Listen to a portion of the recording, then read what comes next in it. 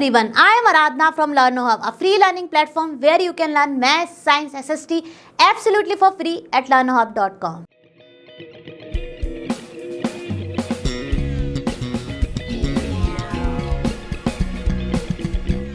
बच्चों, आज हम सॉल्व करेंगे अपने chapter number 4 basic geometrical ideas की एक्सरसाइज 4.1। तो देर किस बात की है, आप भी अपनी नोटबुक और पेन लेकर रेडी हो जाइए और मेरे साथ साथ सॉल्व कीजिए।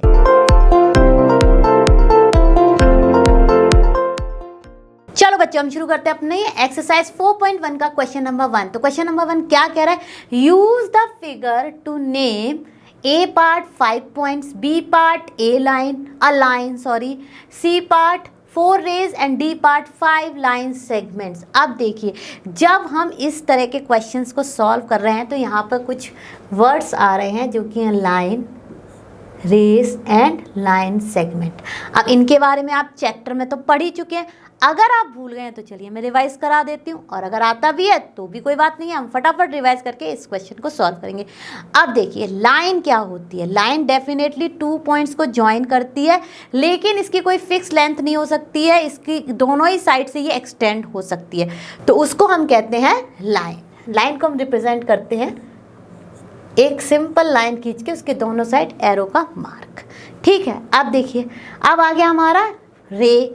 रे क्या होती है, रे का एक पॉइंट फिक्स होता है, दूसरी साइड से वो किसी भी लेंथ में एक्सटेंड हो सकती है, उसकी भी कोई फिक्स लेंथ नहीं होती, लेकिन उसका एक पॉइंट फिक्स होता है और दूसरी से वो एक्सटेंड होती है।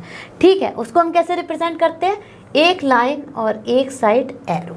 ठीक है, सिमिलरली अब बात आई हमारे लाइन सेगमेंट की। लाइन सेगमेंट जो होता है वो डेफिनेटली 2 पॉइंट्स को ज्वाइन करती है और उसकी होती है फिक्स्ड लेंथ। तभी जब भी हम बात करते हैं ज्योमेट्री में हमेशा कहते हैं ड्रॉ अ लाइन सेगमेंट, मतलब फिक्स्ड लेंथ जहाँ पर आ गई वो हो गया हमारा लाइन सेगमेंट। तो आई होप आपको तीनों ही वर्ड्स जो यहाँ पर यूज हुए हैं क्लियर हो गए होंगे। अब हम शुरू करते हैं क्वेश्चन को सॉल्व करना। तो चलिए, पहला हमारा पार्ट है ए 5 पॉइंट्स। तो हमको कोई भी 5 पॉइंट्स लिखने हैं, हम फटाफट लिख देंगे। फिगर को देखते हैं और उसमें क्या क्या पॉइंट्स हैं जो लाई कर रहे हैं वो लिख देंगे। डी, ई, ओ, बी, सी। वैसे भी 5 ही पॉइंट्स मार्क हैं और हमने सारे के सारे अपने लिख दिए, डी, ई, ओ, बी, सी। ठीक है, अब देखिए बी पार्ट में क्या करना है हमको। बी पार्ट में हमको बताना है कोई भी एक लाइन। अब मैंने आपको लाइन की डेफिनेशन क्या की थी, वो दोनों ही तरफ से एक्सटेंड हो सकती है, मतलब उसकी फिक्स लेंथ नहीं होती। अब देखिए यहाँ पे आप जैसे ही बी डी को देखेंगे ये दोनों ही तरफ से एक्सटेंड हो रही है, राइट। ऐसे ही अगर आप बी ई को भी ले लेंगे इन दोनों पॉइंट को, तो यहाँ देखिए ये भी एक्सटेंड हो गई, यहाँ भी एक्सटेंड हो गई, तो दोनों ही हमारी क्या है, लाइन है। तो हम लिख लेंगे कोई एक इनमें से। हमने लिख ली अपनी बी डी, और कैसे रिप्रेजेंट करते हैं, दोनों साइड एरो से। अब देखिए 4 रेज, सी पार्ट में हमको बतानी है 4 रेज। तो 4 रेज क्या होती है, एक पॉइंट फिक्स होता है और दूसरी साइड से वो एक्सटेंड होती है। तो चलिए शुरू करते हैं। पहली हमारी हो जाएगी, देखिए ओ से सी, तो ओ सी हो गई। ठीक है, अब दूसरी क्या हो जाएगी हमारी, ओ बी, है ना। अब तीसरी हमारी क्या हो जाएगी, देखिए यहाँ से ओ डी, है ना, तो ओ डी लिख ली। सिमिलरली अगर आप देखेंगे तो ओ ई, ये भी एक्सटेंड हो रही है ना। अगर आप यहाँ से यहाँ तक लेंगे तो ओ तो फिक्स पॉइंट है, लेकिन इस साइड ये एक्सटेंड हो रही है, तो देखिए ओ, तो ये तो हो गई हमारी 4 रेज। 4 ही रेज हैं इसमें एक्चुअली। ठीक है, अब देखिए 5 लाइन सेगमेंट। ऐसे तो ये भी रे है, लेकिन यहाँ पे कोई नेम हमने दिया नहीं है तो हम इसको कंसीडर नहीं करेंगे। अब देखिए, अब हम ले लेते हैं अपना डी पार्ट। डी में है हमारे 5 लाइन सेगमेंट। अब देखिए 5 लाइन सेगमेंट, लाइन सेगमेंट क्या होती है, जिसकी फिक्स्ड लेंथ होती है। तो देखिए ये यहाँ से यहाँ तक, ये ओ सी हमारी फिक्स लेंथ है। सिमिलरली देखिए ओ बी, अगर इतने पार्ट को लेंगे तो इसकी तो फिक्स लेंथ है, ये हो गई। ऐसे यहाँ पर क्या हो जाएगी हमारी ओ ई, ओ डी, राइट। तो ये सब हमारी है फिक्स लेंथ, और यहाँ से हम ले लेंगे अपनी पूरी की पूरी फिक्स लेंथ जो है वो है बी डी। इतना पार्ट हमारा जो है वो फिक्स्ड है। तो चलिए फटाफट 5 लाइन सेगमेंट्स क्या क्या हो जाएंगे हमारे। पहली हो जाएगी हमारी बी डी, और हम मार्क लगाएंगे अपना लाइन सेगमेंट वाला। सिमिलरली अब हम जाएंगे अपने B E,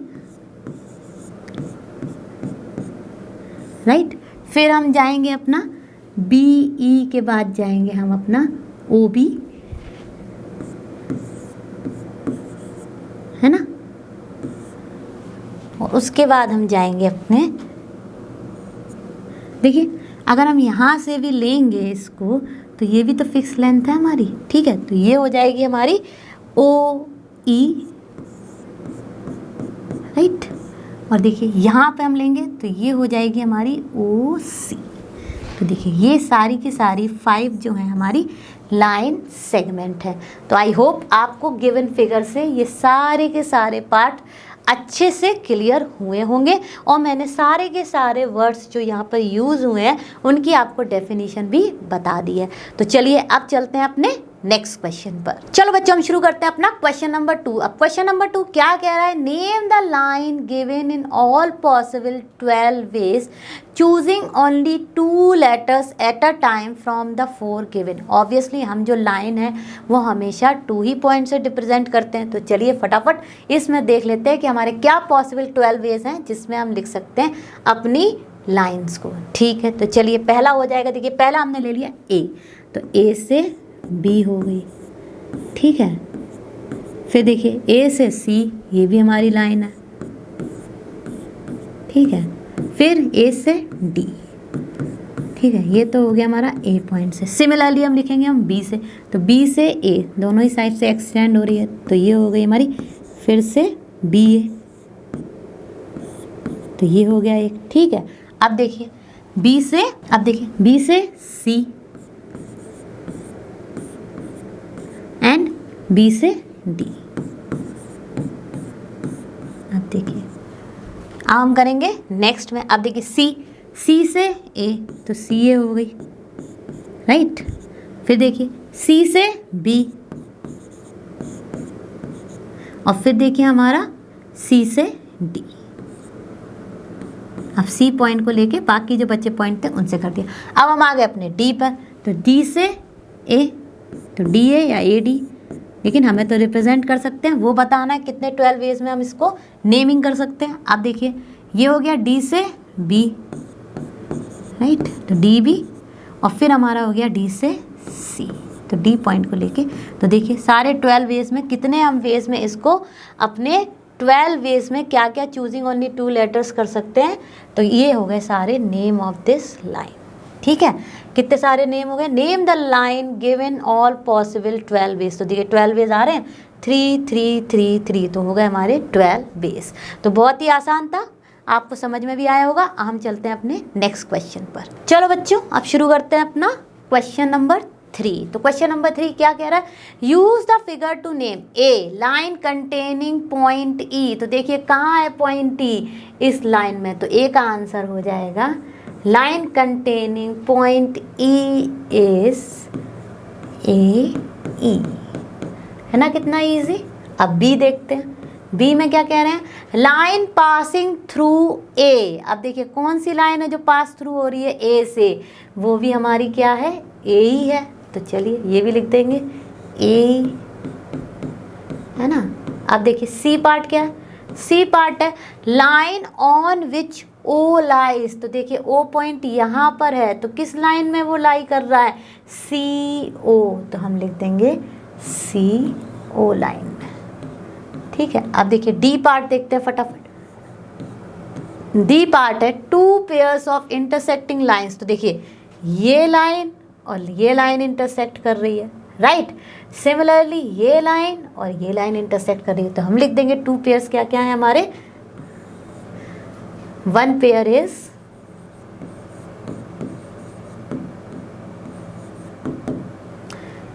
A E line and फिर हमारी है ओ सी लाइन और सी ओ, कुछ भी कर सकते हैं, ठीक है। अब देखिए दूसरा हमारा पेयर क्या है, सेकंड पेयर, वो हो जाएगा हमारा, ये देखिए एफ ई,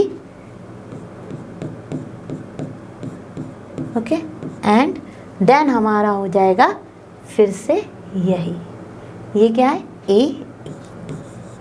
देखिए हमारी इंटरसेक्टिंग लाइंस भी पता चल गई। तो आई होप आपको ये अच्छे से क्लियर हुआ होगा। हम चलते हैं अपने नेक्स्ट क्वेश्चन पर। देखो बच्चों, हमारा क्वेश्चन नंबर 4 क्या कह रहा है, how many lines can pass through a part 1 given point और बी पार्ट में 2 गिवन पॉइंट्स। अब देखिए, कोई भी एक 1 पॉइंट है, इससे तो इनफाइनाइट लाइन पास हो सकती है ना। देखिए, आप कितनी भी किसी भी डायरेक्शन में पास करा दीजिए, ये देखिए यहाँ से फिर यहाँ से फिर, तो फिर 1 पॉइंट से हम लिख देंगे ए का आंसर हो जाएगा इनफाइनाइट।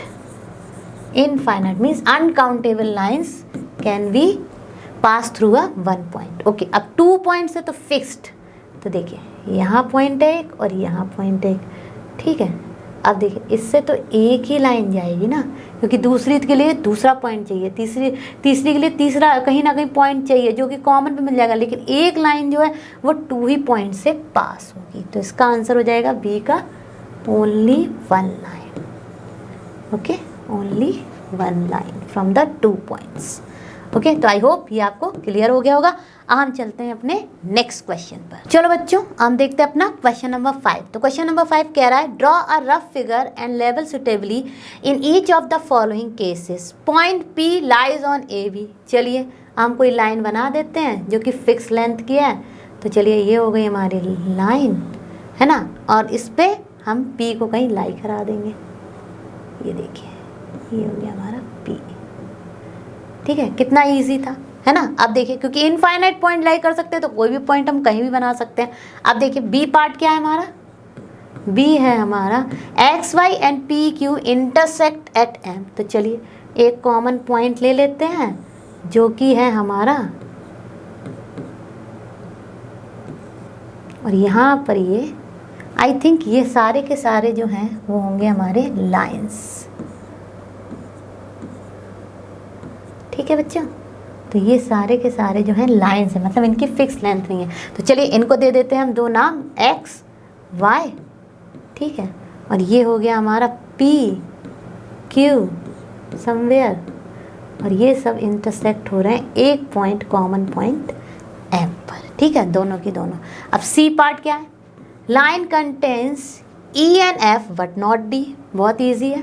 तो चलिए एक लाइन बना लिए एल, ठीक है।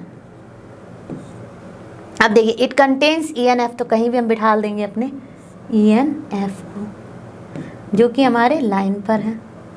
ठीक है, contains E N F but not D, तो डी हो गया हमारा कहीं बाहर। ये हो गया हमारा नेक्स्ट पॉइंट।